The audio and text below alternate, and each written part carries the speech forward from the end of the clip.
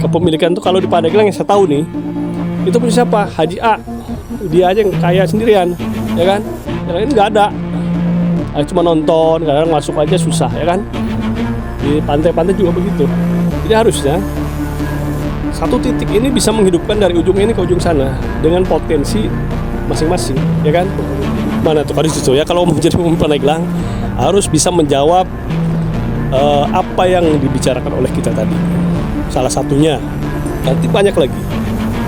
Sebetulnya nggak perlu duit banyak sih. Yang kalau memang ini yakinkan masyarakat Pandeglang, masyarakat Banten bahwa Anda memang serius ingin membangun Banten. Itu aja.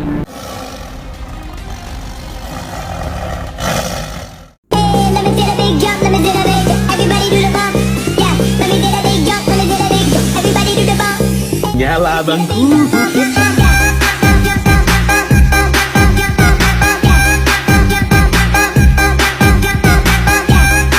Oke dulur-dulur semua, ini semakin hangat dan semakin panas tentunya podcast kita di Macan Keadilan Indonesia, berani mengawal atas ketidakadilan. Wow. Oke, terakhir ini mau bertanya kepada rakyat Cibaliung nih. Ini kan mulai masuk lagi kembali setelah Pilpres dan Pileg, akan ada Pilbub dan Pilgub, pemilihan bupati dan calon gubernur di Banten khususnya. Baliho sudah bertebaran menjual gagasan yang tidak jelas begitu ya. Nah, saya ingin bertanya kepada rakyat Cibaliung ini, sosok pemimpin yang ideal itu seperti apa bagi rakyat Cibaliung agar warga Cibaliung yang ada di pesisir selatan ini benar-benar diperhatikan, benar-benar dibina, benar-benar dibangun secara serius, tidak bercandaan begitu kan. Baik infrastruktur, suprastrukturnya juga. Nah, terkait tadi podcast yang sudah menjawab ketiga orang tadi, saya ingin bertanya dulu ke Abah Lawir ini tanggapannya seperti apa. Karena nu sepuh mah kudu nanggapi bae. Bagaimana? Ya. Jadi sebetulnya jawabannya udah ada. Sebagian jawabannya. Jawabannya itu adalah tadi suara mereka. Jadi siapapun nanti yang mau memimpin, asal bisa menjawab suara-suara Bang Dupal, sama ceng namanya Pak Guru Muani, ini Mr. Jana, saya harus bisa menjawab itu. Artinya biarkan masyarakat memilih seorang calon pemimpin yang bisa meyakinkan kita semuanya bahwa dia bisa dan mampu untuk mengimplementasikan suara-suara. Ini baru sedikit nih. Tuh 2, 3, 4. Masih banyak. Muani-muani, Dupal-Dupal, Wira-Wira, Nandang-Nandang, Jana yang lain. Betul. Yang pemikiran menurut saya di Cibaliung aja hampir sama gitu. Yang bisa mengimplementasikan seperti itu. Wisata, ya kan? Wisata itu sebetulnya tadi saya balik lagi Jan. Wisata sebetulnya kalau kita lihat Bali, Jogja, di situ ada wisata. Yang hidup bukan yang punya wisata itu aja, tapi dari ujung ini sampai ujung sana dia bisa hidup. Betul. Ya kan? Jadi kepemilikan itu kalau di Pandeglang yang saya tahu nih, itu punya siapa? Haji A. Dia aja yang kaya sendirian, ya kan? Yang lain nggak ada. Cuma nonton, kadang masuk aja susah, ya kan? Di pantai-pantai juga begitu. Jadi harusnya satu titik ini bisa menghidupkan dari ujung ini ke ujung sana dengan potensi masing-masing, ya kan? Kemudian nanti pemuda sini bisa hidup, bantu di sini. Kemudian di sudut sana bisa jualan apa? Cenderamata misalkan. Sana jual kopi, sana. Artinya semua hidup sehingga saling menunjang. Saya rasa begini, saya kalau di Bali misalkan, sawah bisa jadi duit, gunung bisa jadi duit, laut bisa jadi duit, semua bisa jadi duit. Dan warga masyarakatnya juga terdidik, memang benar-benar mereka memuliakan tamu, ya kan? Jadi kan selain Ini menarik nih Pak. ya Tamu nih. selain ininya, selain apa namanya tuh fasilitasnya, juga sumber daya manusianya juga harus dididik. Artinya jangan sampai ada banyak cerita di tempat wisata kita. Balik ini mau kali deh. Benar. Tiba-tiba dia jual, pengen untung cepat, ya kan? Bokmi 25.000 itu. Itu artinya itu kan sumber daya manusianya yang nggak tuntas gitu loh ya. Nah jadi realistis ya kan, biar sedikit tapi setiap tahun bisa, setiap minggu bisa masuk tamu, dia betah, dia jadi istilahnya si mana lagi, ya kan?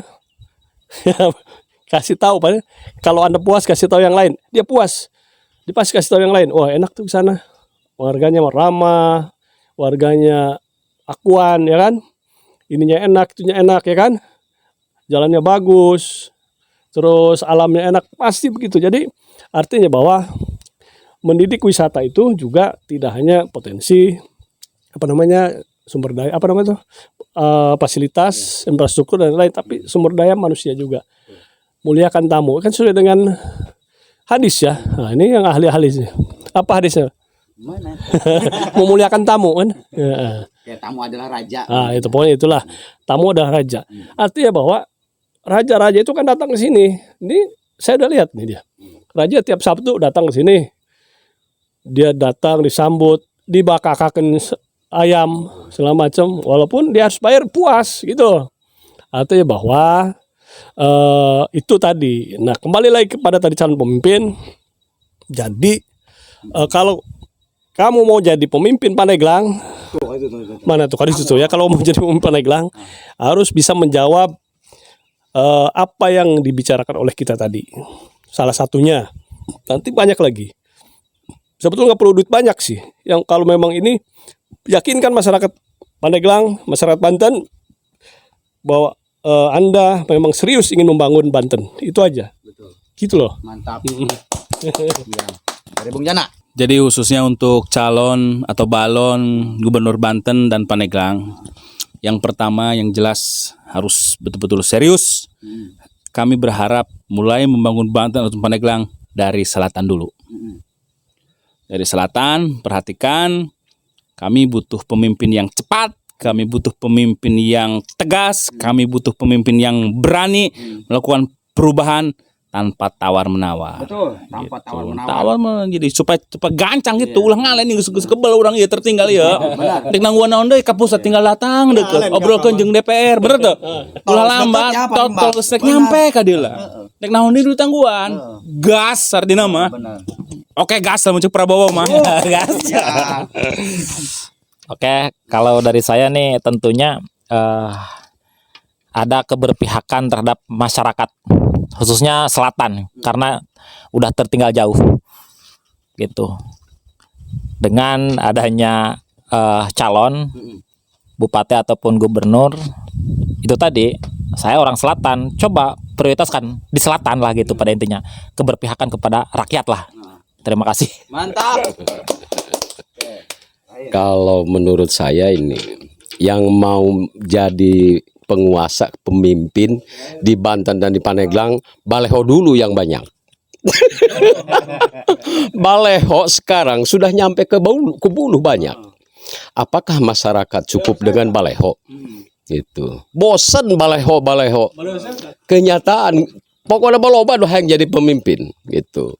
Intinya masyarakat jangan dibobodok, dicogado lah.